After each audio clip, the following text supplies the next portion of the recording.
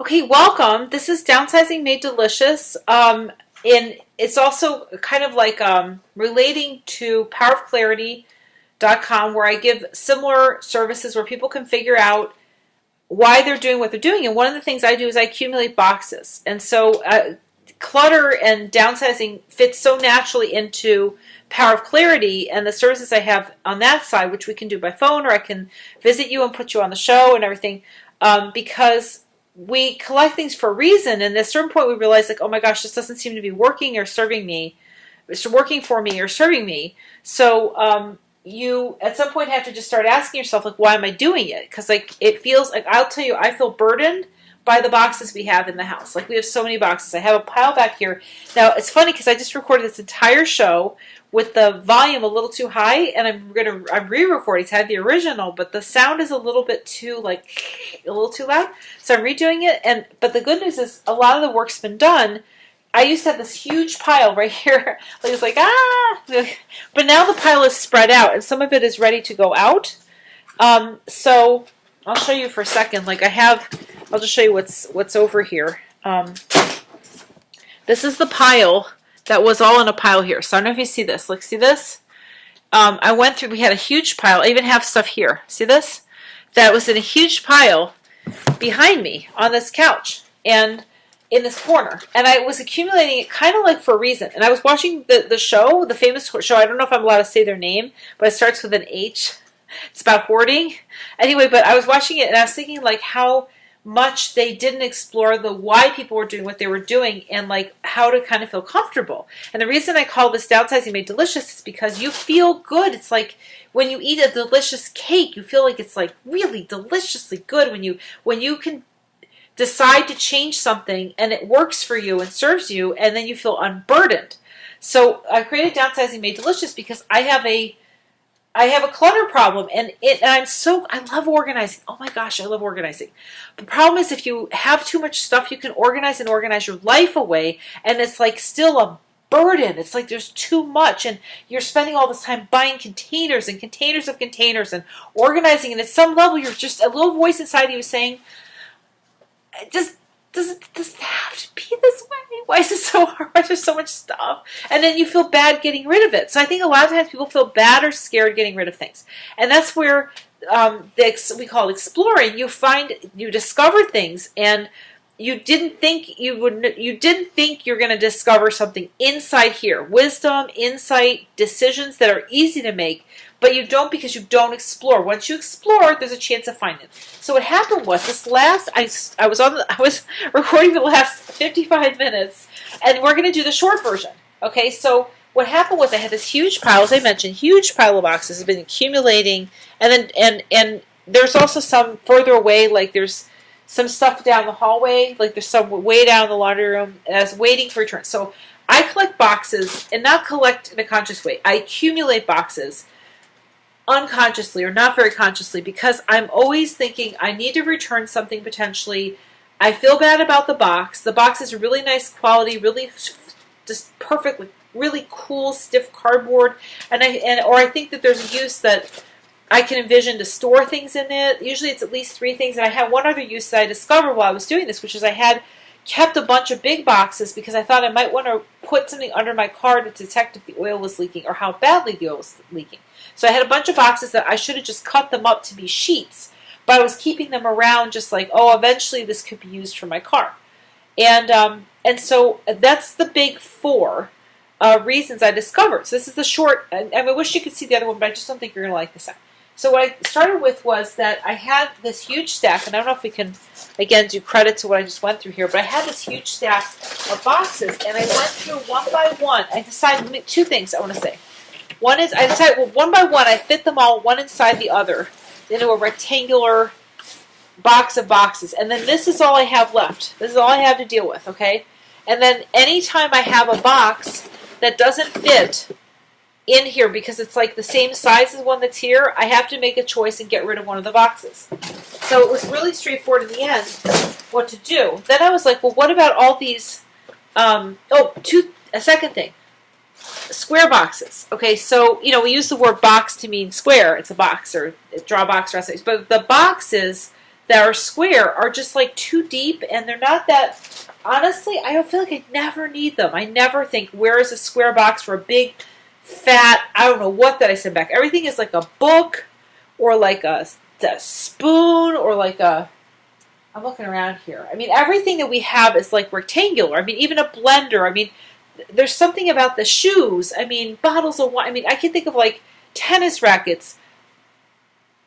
You fold like clothes, and they usually end up, I mean, like, I don't know, you can, it's almost always a rectangle. So squares are just not that useful. Okay, so somebody's arriving, but I'm going to keep recording. Anna, you can let them in, but tell them to be quiet. Okay?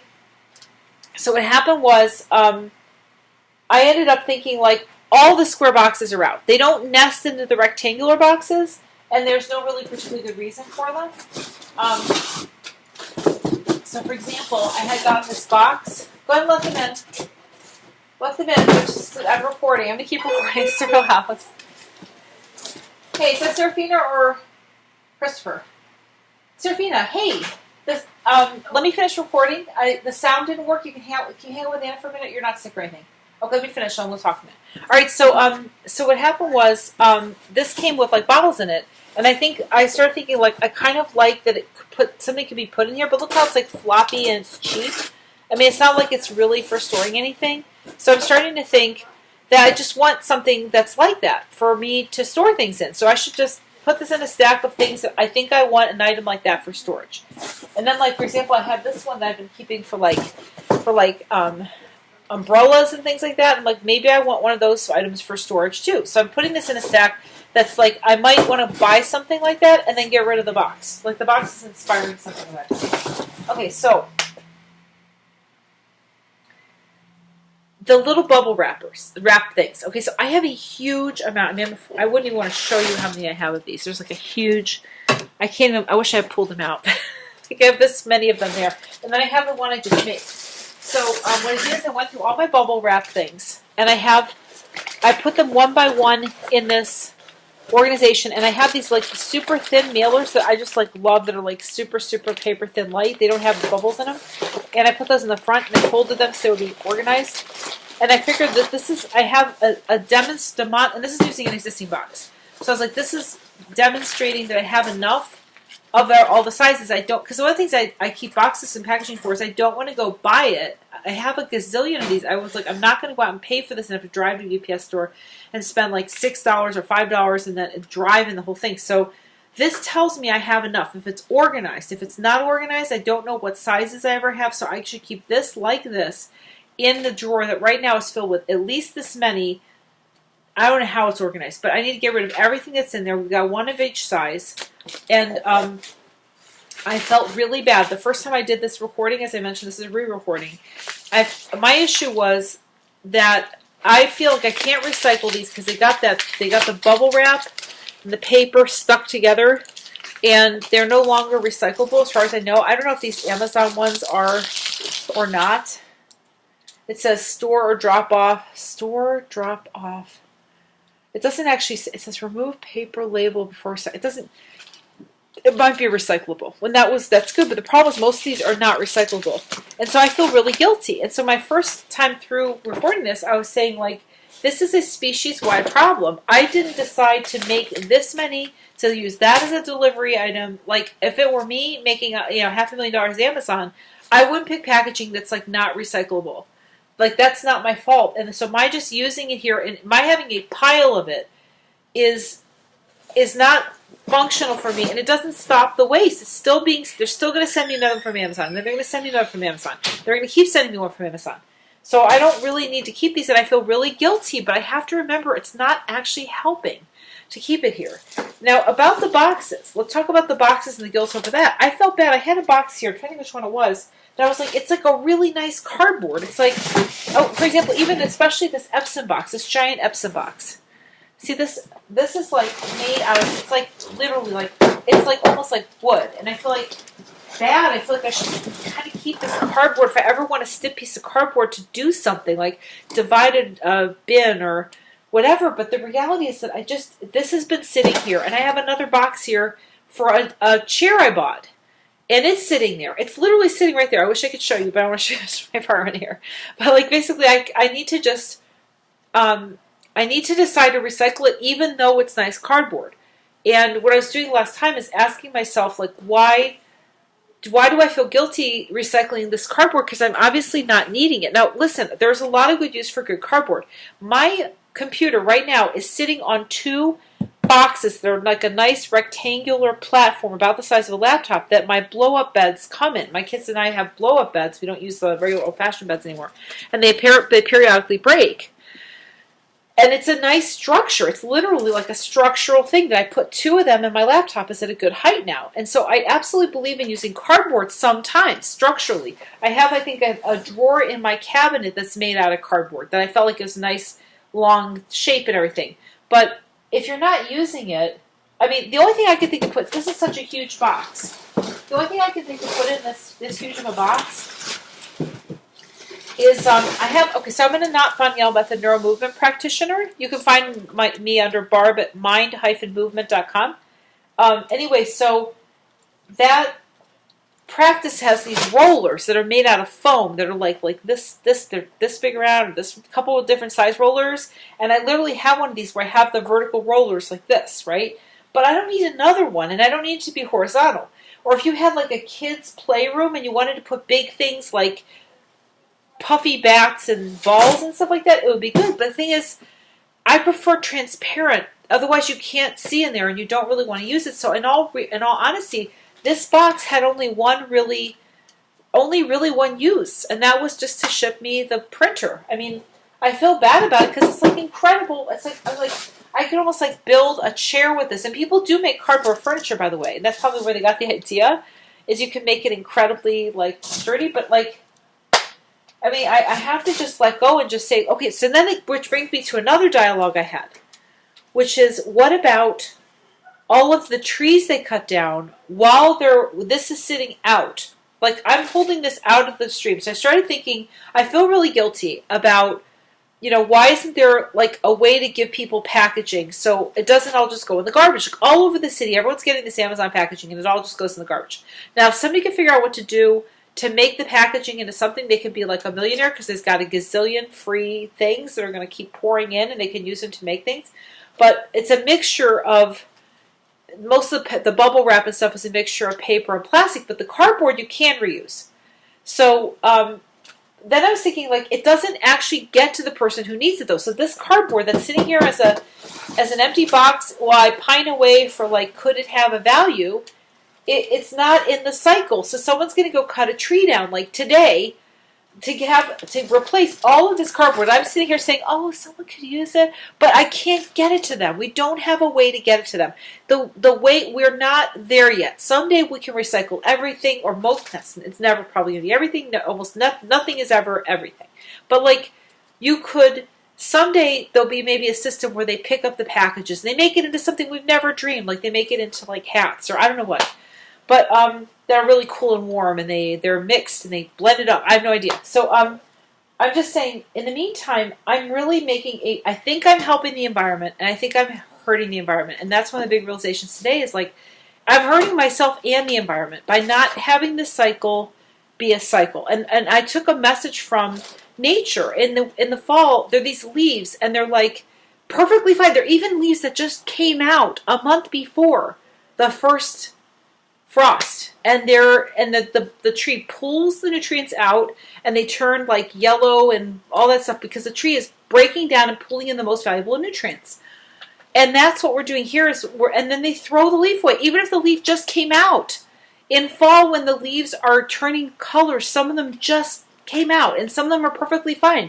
But the tree needs it has to go through the cycle, and this has to go through the cycle, and it's a lossy cycle, but it's less loss when this box goes back in. So I'm actually now having that insight. Came from the last hour or whatever. Another insight.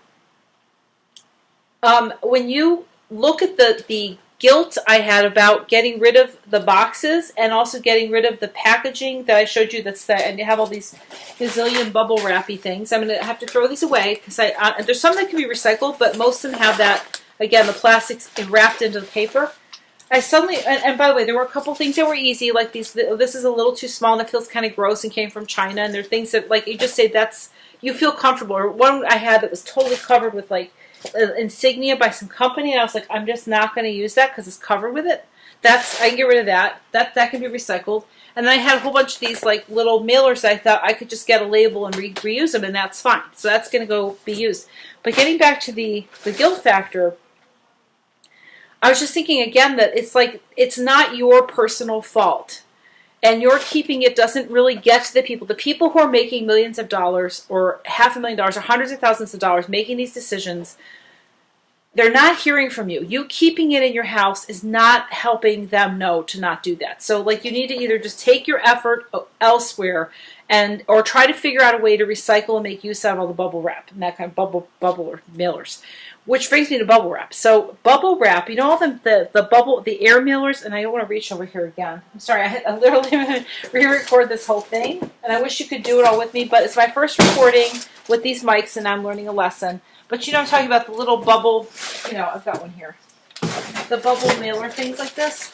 These are at least recyclable, so like go for it. I mean, recycle as many, recycle this as often as you like. I want to keep one of these, like a box that's not too in your face, but I want to keep something that's a limited size. I can't have it just keep doing this. And when I have too much of this stuff, I can recycle it at least. The little bubble wrap doesn't say recyclable. I don't know if it's recyclable or not. I should Google it. I wish I had done it before we talked. But I mean, this kind of bubble wrap, I prefer to recycle. All things being equal, if I had too much wrap, I would probably recycle the air ones. And then keep the other ones and just use them one more time, because at least we reuse, because it's reduce, reuse, recycle. But what the point I was going to make is that the thinking generalized. So I thought if I have too much, I often have too much packaging. You can recycle the paper package, the stuff they stick in there that's like kind of like unprinted newsprint, like the paper, or the bubble ones I showed you are easily recyclable. So just do that and don't feel guilty, because like, there's got to be a limit. And if you just keep saying, well, I'll just have it around and there's no harm to having more, there absolutely is a harm to having more. Oh my God, the weight, the burden. You know what I mean? So what we're going to do is generalize the thinking. It's not your fault that the thing had to get mailed. It's not your fault you picked that they gave you the bubbles that don't recycle, like the little ones that are little bubbles. I don't think they recycle. It's not your fault. And you can do that. You can allow to recycle it and let them re-enter the system. Okay, then I mentioned earlier I had kept a bunch of boxes for special purpose, which is I needed to put a big square one under my car. They're too far to reach now. I threw them over there while we're recording, and there's a giant box in my way now. But my car needs like a big, like a 3x3 or a 4x3 or something like that to check if it's leaking oil. So I had kept like 4 boxes, thinking I eventually would use one to put the box under my car, and I'm just like, just do it. I cut the squares out. Like I had this big one, I'm like, just cut it flat. Why am I keeping a box that's like this thick and has square, panels? Cut the panels, put them back to back to back, and just stack them. And then maybe I have a couple for under my car. So at least I have them ready, and I can cut the squares and have them like take up the least amount of room, and maybe put them in my garage area and just put them under the car till they get too grungy. And then, because it's winter and everything too, get rid of one, check the progress on the car, because I'm trying to fix these gaskets that are leaking. Okay, so the big insight though, and here's what I was going to say. I was summarizing my other recording, and the big real. Oh, let me say one other type of box before I get into the big realization, and that is we had a lot of like these like really long, really thin type of boxes, like that came for a particular item, and I kept it till the 30 days was up. And in all honesty, except for that item, I would have no use for that shape, to be honest. So I should just recycle those now. And when the 30 days is up, makes you wonder if you shouldn't just like stamp a date on there when you get it, like a 30-day out date, and then just it's like expired, because like I know that's expired, so it should just go out. Okay, so that's an easy one. It's easy when it's that way. It's easy when it's structurally broken. So I had a box here earlier that was like kind of bendy and it was out. Okay, so let's get to the big insight though. The big insight I had was that I don't need big boxes, and also that there's a logic to the boxes being plentiful. So the boxes are plentiful like this, right? It's because you keep getting them. And And so, but then why do I keep them? Well, I keep them because sometimes if I get a small item, and if every item I ever got was in a box and packaging that I could send back, I would never need to keep boxes. Okay, but here's the problem. They come in big boxes sometimes with little things in them that when I were to return, I don't want to return a giant box like this. I don't want to have to put the packaging in it. UPS won't accept it if it's a big hollow box with air. You have to find packaging or pay for packaging. So, I mean, you don't want it to break either. Sometimes at Amazon, they'll throw a bunch of things in a big box, and then they'll throw packaging in, and then when you go to ship it back, the item's only this big, and you want to just stick it in the thing, and in some cases, you're responsible for the shipping, depending on it's not everything's from Amazon. I have other things I buy, and you're responsible for shipping.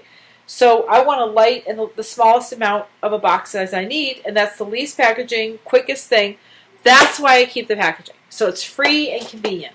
And that's why, for example, this container now that has everything, it's going to keep getting replenished. And every time I get a new box, I'm going to see if it fits in here, and if it doesn't, I get rid of it. And there's a logic that there's more coming, and that most of the time, so here's the logic about the big boxes particularly though. Big boxes either have a big item, and then if you need to return it, you have the box.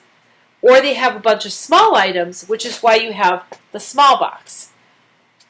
So there's really no need to keep big boxes. Isn't that like amazing? Oh my God. That's like, I've never thought that in my whole life. It happened just on camera while like in the last half hour before I started this thing. It happened that I discovered, I suddenly was like, when I decided I didn't need this big Epson box, and I felt really bad about it, but it's slippery, it's heavy, it's not tall enough to be a recycle bin. I actually have made boxes that were tall in the shape of like garbage cans, or I made them into recycle bins. Like I have a recycle bin by my desk that I just put like a bag on the inside, and you throw things, you dump it just like. And I also have our big recycle bin is a really tall one that we can carry down. I made handles, so we can take it down literally. But this is too fat, and I've done this where I kept a recycle bin that people would bump into it trying to get to the kitchen.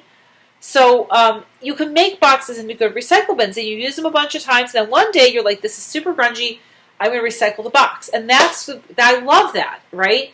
But most boxes that I mean are big from Amazon or places like that, they're awkward big. They're like I had this one earlier that was just like, like this. Like it's just big and awkward and kind of it's like too big and whatever. And so, hold on for a second, I have to bust some of my apartments. I'm doing these in the background here. But anyway, so the point is most big boxes are awkward and not usable. Not really reusable for my purposes. So I can't believe my entire life it has never occurred to me that I don't need big boxes. But I just did the math for you. I mean, like, think about it. And if there's a really good shape, again, when you see something that's like a great shape and it's cardboard, look, I love using them for recycling if they're the right shape, but they're almost never the right shape. Okay, so I do, again, like I have a tall one. I wish I had it on camera. I have a tall one that furniture came in, like, all the pieces are like disassembled, and that would be great. So that one I might make into a recycle bin, but it isn't now. Okay, and then I also showed somebody, I had kept something around for returns. Again, the 30-day window. I'm done with this. This is returnable, recyclable. And somehow I keep forgetting, so I need to set a timer for myself or put dates on them or something. But I have one box with all the packaging that's waiting to be used. I have one box with all the bubble wrap. And I'm going to have one box with the returns, and then after the 30 days, I should just check through the return box. I think I'm going to end up with 3 kind of boxes. And let me just summarize. So hold for just a second. Can you go ahead and you can let him in, and then just keep things quiet. Okay, keep it quiet. Okay, so let me just summarize for you. So the big insights are, you have wisdom and insights that will come when you ask yourself questions about why you're doing what you're doing. And so I can do sessions with people if you call Downsizing Made or email Barb at Downsizing Made Delicious or Barb at Power of Clarity. We can go through your stuff and you'll have new insights. Like the big box insight is my favorite thing that happened today. Number 2, it's a lot easier if you talk your way through. Number 3, it's also easy to follow me through and like see your own stuff and hopefully like have it work for you. Number 4. Most of the time, it's like people are unhappy or afraid about getting rid of things or they feel guilty. I'm getting over the guilt. It's a species-wide issue how we're handling packaging. And I'm going to keep myself to a physical limitation of space. Okay, and then I'll just be not guilty about what happens that spills over that. Number 4, that it's a lot easier when you just talk to yourself than if you just try to do it not talking. So talk your way through it. Put your kid there, talk to your child, talk to somebody else. It's so much easier when you're talking it out than when you're just like in your head. Like us on Facebook and follow us on YouTube, Downsizing Made Delicious and Power of Clarity. Power of Clarity is going to have probably, I think that Downsizing Made Delicious is going to eventually just be, I think it's like owned by Power of Clarity. I'm going to operate it as a doing business as. So, you know, you're going to see the two names together. You can use the same process to get over lots of other things besides just mess. But I cannot believe, I mean, I'm still, you will be shocked what you'll learn about yourself and how, oh my God, the level of lack of stress right now feels so good. I feel so not stressed. I feel so much better. And I wish I could show you the, it's going to be easy. Oh, and also the insights you have are going to be permanent or as permanent as you want them to be. So now that I decided I don't need square boxes at all, that I don't need large boxes at all, that I don't have to, I'm not accomplishing anything by feeling guilty about heavy, large, awkward boxes sitting around here. I might actually be hurting. That I don't have to feel guilty about the bubble packaging, and this is not the way to do it. Now that I have that,